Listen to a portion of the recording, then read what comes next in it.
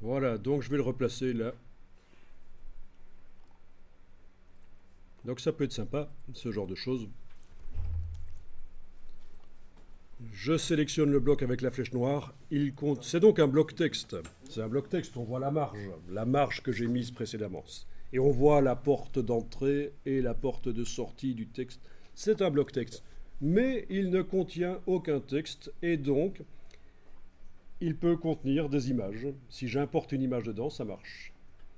Un bloc qui ne contient rien, même si au départ c'est un bloc texte, peut être transformé en bloc image très simplement en faisant fichier importer. Je vais chercher une image.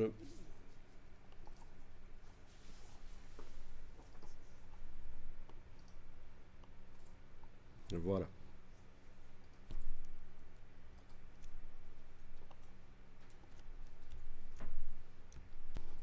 Bon, flèche blanche. Bah, autre méthode que j'aurais pu utiliser tout à l'heure. Avec la flèche blanche, je clique à côté de tout. J'englobe. Je fais un rectangle de sélection.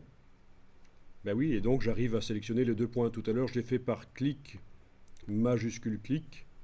Mais bien entendu, avec la flèche blanche, quand c'est possible, on peut faire un rectangle de sélection. Et donc, grâce à ça, je vais pouvoir aller déplacer la partie inférieure du bloc pour l'agrandir. Voilà, voilà. Puis, objet, ajustement, remplir le bloc proportionnellement. Et voilà, vous avez des techniques qui peuvent vous servir pour faire des mises en page sympas. Donc, il n'y a pas que les blocs rectangulaires dans InDesign, bien entendu.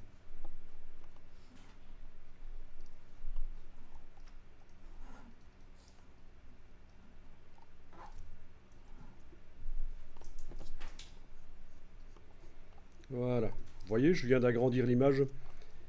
Ça, je vous conseille d'utiliser cette technique tant que vous pouvez. Vous faites en sorte qu'on ait l'impression qu'un bloc soit comme une fenêtre, un bloc image est comme une fenêtre qui montre quelque chose qui se trouve derrière. Et la seule manière pour y arriver, c'est qu'une partie de la chose n'apparaisse pas. Par exemple, ici, les oreilles du chat, les pattes n'apparaissent pas. Il y a eu un recadrage. Parce que si chaque fois que je mets une image dans un bloc, je fais en sorte que toute l'image soit visible, un maximum, j'ai pas vraiment cet effet fenêtre. Quoique avec cette image, je l'aurai toujours parce que dans l'image même, le chat a les oreilles coupées. Je vais essayer d'aller remplacer ça par une autre image pour essayer de vous démontrer ce que je suis en train de vous expliquer sur l'effet. Voilà. Ok, ça c'est pas mal. Mais si je fais toute ma mise en page avec des blocs images qui montrent l'entièreté des objets, ça va être ennuyeux. Il faut de temps en temps agrandir et ne montrer qu'une partie pour donner de la dynamique en fait. Donc là, je double-clique. Vous remarquez que j'ai zoomé en arrière pour pouvoir, avec l'outil de transformation manuelle, donc j'ai double-cliqué, je suis au niveau de l'image, vous connaissez le cadre brun. Outil de transformation manuelle, Alt majuscule, et je recadre, je fais en sorte qu'il n'y ait qu'une partie de l'image qui apparaisse. Ça peut être très très intéressant au niveau mise en page, ça donne de la dynamique.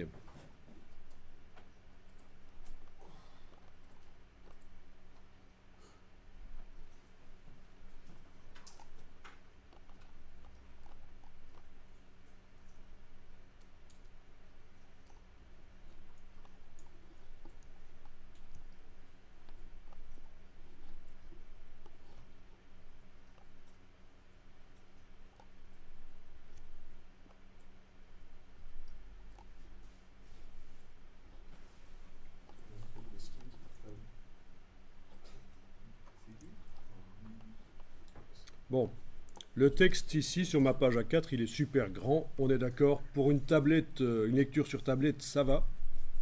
Pour une impression, ça va pas du tout, hein. C'est trop grand.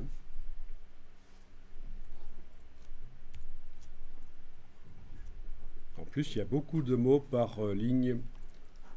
Vous savez que quand on a beaucoup de mots par ligne, on va aller mettre une colonne par objet, option de bloc de texte.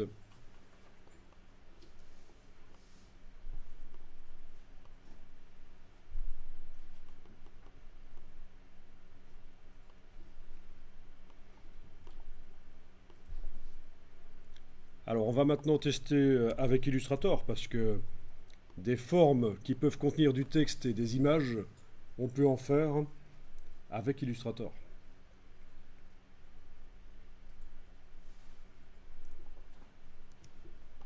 Alors j'espère que votre Illustrator fonctionne. On peut importer l'Illustrator. Importer l'Illustrator, c'est quand on veut importer un logo. Mais là, on veut utiliser des vecteurs Illustrator en tant que bloc InDesign. Et l'astuce, c'est de faire un copier-coller. Et normalement, InDesign doit demander au collage ce qu'on veut faire avec le vecteur. Attendez, je vais noter. On va le faire de toute façon.